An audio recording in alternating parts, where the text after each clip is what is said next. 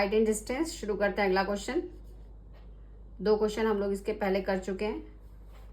Next question पे आते हैं। थोड़ा सा लेंदी क्वेश्चन है, बट अगर आप term by time step by step चलेंगे तो आप कर पाएंगे। क्वेश्चन है, पहले भी मैंने आपको बताया, फिर रिवाइज कर रही हूँ कि आप क्वेश्चन को पढ़ते जाइए और डायग्राम बनाते रहिए। आपका क्वेश्चन आप आराम से सॉल्व कर पाएंगे। अगर आपका डायग्राम गलत है तो आपका सॉल्व नहीं होगा, अगर डायग्राम सही है तो आपका क्वेश्चन फर्स्ट स्टेप में सॉल्व हो जाएगा। तो स्टार्ट करते हैं। 2 पोल्स ऑफ सेम हाइट। पिछले वाले सम में हमने देखा था, अगर आपने क्लास नहीं चेक की तो आप चेक करिए कि उसमें टावर की हाइट जो थी वो डिफरेंट थी। इस बार जो टावर की हाइट है वो सेम है।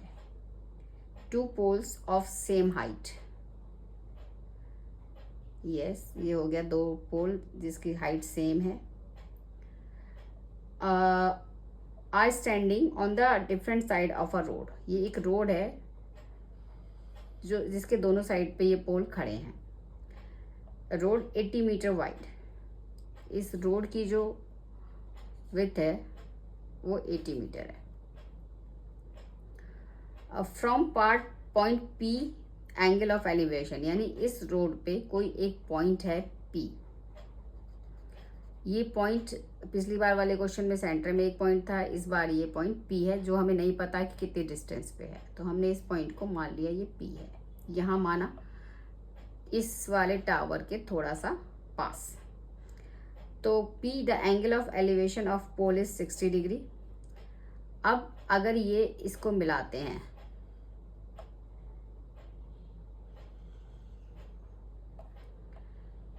तो ये एंगल ऑफ एलिवेशन बना, जैसा आप देख पा रहे हैं। और इस एंगल के हिसाब से जो पास है उसका एंगल ज़्यादा होगा, जो दूर है उसका एंगल कम होगा। ये बहुत एक जनरल सी थ्योरी है, आप इसे रफ में बना के देखेंगे तो आपको समझ में आ जाएगा। तो इस तरह से अगर ये पॉइंट इसके पास में है तो ये एंगल ज़्यादा बनेगा, ये पॉइंट इस पॉइंट से दूर है तो ये एंगल कम बनेगा। इसीलिए हमने यहाँ पे 30 लिखा है और इस तरफ 60 लिखा है। तो ये बहुत कॉमन सी चीज़ें हैं, अगर आप इसे गलत करेंगे तो आपका क्वेश्चन भी गलत हो जाएगा। तो ये इस तरह से single from point P the angle of elevation of the pole is 60 degree and from other pole it is 30 degree. Find the height of the pole, यानी आपको इस पोल की हाइट निकालनी है, दोनों पोल की, क्योंकि दोनों पोल इक्वल हैं। And distance of pole from point P, और ये पॉइंट जो है इसका इस पोल से और इस पोल से डिस्टेंस भी निकालना है। तो डायग्राम हमारा एकदम परफेक्टली सही है। तो स्टार्ट करते हैं। पहले तो इस डायग्राम की लेवलिंग करेंगे। A B पॉइंट P, इसको हम लोग कुछ नहीं कर सकते, ये गिवन है, ये P पॉइंट है। बच गया ये C और इसको ले लिया हमने D। अब ये वैल्यू फाइंड करनी है और ये वैल्यू फाइंड करनी है।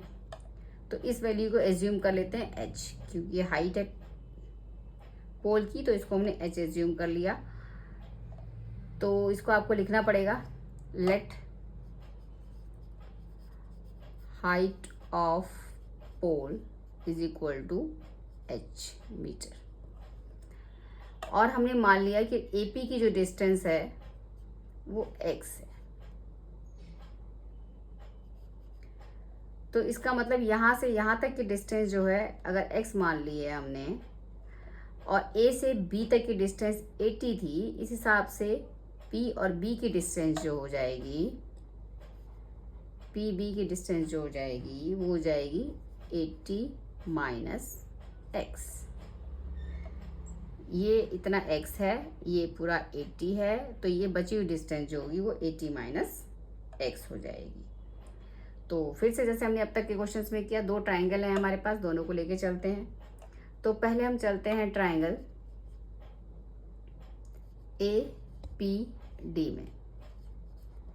अगर इस ट्राइंगल की बात करते हैं तो हाइट और ये बेस एंगल 60, तो 10 लगाएंगे। 10 60 is equal to AD upon AP। AD है हमारे पास H जो हमने एज्यूम कर रखा है, और AP हमने X एज्यूम कर रखा है। tan 60 की वैल्यू जो होती है वो होती है √3, तो √3 हो जाएगा आपके पास H/X। अगर आपको थोड़ा सा इसको सिंप्लीफाई और करना है तो H की वैल्यू हो जाती है X√3। इस इक्वेशन को आप 1 में दे देंगे नाम, इजी रहता है इक्वेशन को नाम देने से। अब हम बात करते हैं दूसरे ट्राइंगल की। इन ट्राइंगल BPC, अब बात कर रहे हैं हम इस ट्राइंगल की। सेम इसी तरह से हम इसमें लगाएंगे। इसमें एंगल है 30 degree, tan 30 degree. Height same है क्योंकि दोनों पोल की हाइट सेम है। डिस्टेंस लेकिन चेंज है, ये डिस्टेंस PB जो डिस्टेंस है वो 80 - X है। तो इस तरह से हमने वैल्यू लिख दी है। अब tan 30 की वैल्यू जो होती है वो होती है 1/√3। tan 30 की वैल्यू पुट की है हमने, is equal to H 80 - X। इतना बहुत अच्छे से हमें समझ में आ रहा है। इसको इक्वेशन का नाम दिया 2, सेकेंड नंबर। तो दोनों ट्राइंगल से हमारे पास 2 इक्वेशन आ गई। तो इसके हिसाब से अगर हम बात करते हैं, put the value of H from 1 in 2। H की वैल्यू हम 1 से निकाल के इसमें रिप्लेस करने जा रहे हैं। इसका मतलब 1/√3 इज इक्वल टू H की जगह हम लिखेंगे X√3 और डिनोमिनेटर में 80 - X। ये हमने इसलिए किया क्योंकि हमारी पूरी इक्वेशन जो है अब X के हिसाब से चलेगी। इसमें दूसरा वेरिएबल हमने हटा दिया है ताकि हम इसको सॉल्व करके X की वैल्यू निकाल सकें। क्रॉस मल्टीप्लाई करते हैं तो ये हो जाता है 80 - X is equal to X√3 multiply by √3। तो ये 80 - X इज इक्वल टू हो जाता है √3 और √3 3, ये हो जाएगा 3X।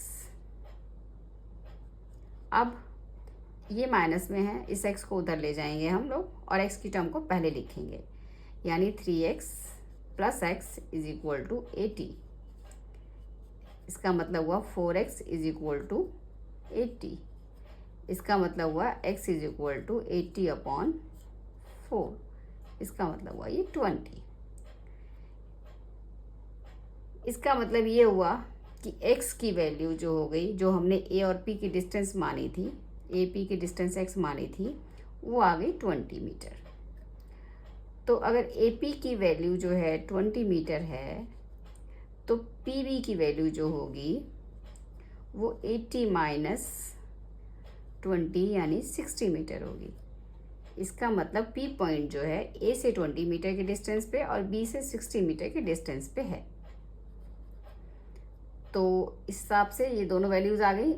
दूसरी चीज़ हमें फाइंड करनी थी हाइट ऑफ पोल H। तो H के लिए हमारे पास ये दोनों इक्वेशन है, 1 भी और 2 भी। हम किसी में भी इसकी वैल्यू पुट करके इसको फाइंड आउट कर सकते हैं। तो हम लोग फर्स्ट वाली में यूज़ करते हैं,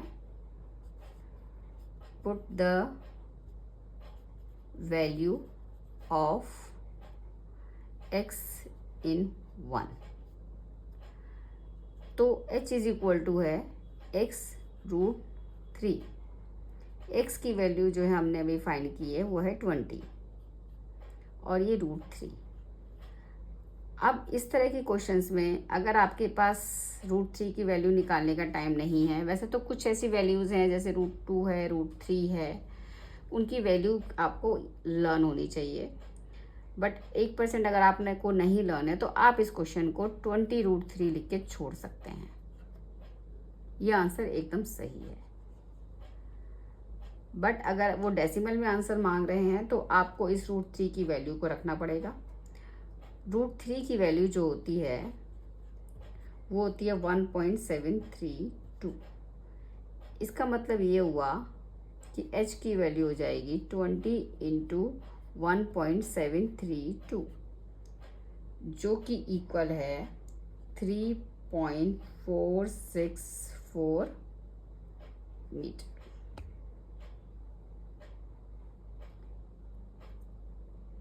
तो इस तरह से जो है आप इस क्वेश्चन को यहाँ भी छोड़ सकते हैं और आप इसको आगे भी ले जा सकते हैं। ये टोटली आपके टाइम के ऊपर डिपेंड करता है कि आपके पास कितना टाइम जो है वो बचा हुआ है इसको सॉल्व करने के लिए। तो अब आगे चलते हैं। इसमें डेसिमल की वैल्यू जो होगी वो आएगी यहाँ।